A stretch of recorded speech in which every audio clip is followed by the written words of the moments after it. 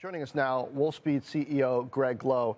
Greg, good to have you. So after last quarter and the manufacturing difficulties you talked about with your Durham facility supplying your Mohawk Valley facility, you had some repricing going on. How is that process right now working out for you? Give us an update, because that manufacturing facility that you have, silicon carbide in New York, is a big part of what investors need to know about.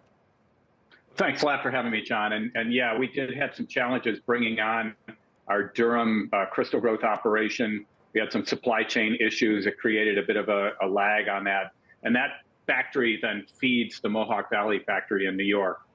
Essentially, those problems have now been resolved. The factory is up and running. The crystal growth machines are operating as planned, and so we're now, that's kind of behind us now, and we're basically ramping the world's largest and world's only 200 millimeter silicon carbide crystal manufacturing plant in New York, and obviously getting those problems, those challenges behind us has been really positive for us. We're really looking forward to ramping that facility kind of as we speak. How recession dependent is the demand for these power systems that are going to be reliant on silicon carbide? Well, basically, we have a very strong secular growth in silicon carbide.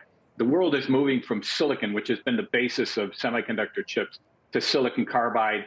And I think that is something that is non-stoppable right now. And it's simply because silicon carbide is substantially more energy efficient. And what that means is, if you use silicon carbide in an electric car, for instance, your car is going to go further with the same amount of battery, 5 to 15% further. Your car is going to charge faster. If you're using silicon carbide in a solar field, more of the sun's energy is actually going to get to the grid because we're wasting less of it. So I think these trends are really unstoppable, and what we're looking at is a decade-long substantial growth opportunity for us with silicon carbide as a secular demand trend. There's a lot of time in a decade for competitors to get into the game, and we've seen some moves today with a China-based partnership, and for investors to sort of miscalculate when the payoff is going to come. So what do you consider your strategic advantages to be? Whether domestic manufacturing plays into that or not, and what are the trade-offs with costs that arise because of it?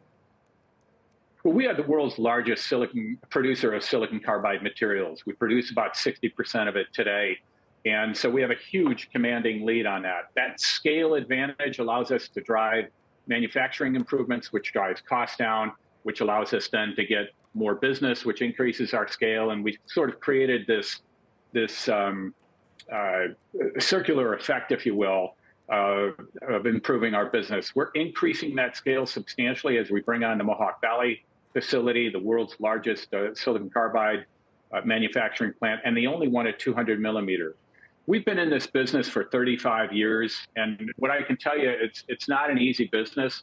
And and what we're focusing on right now is continuing to drive scale, continuing to drive costs, and try and really maintaining that leadership role. So why is Tesla sitting this out?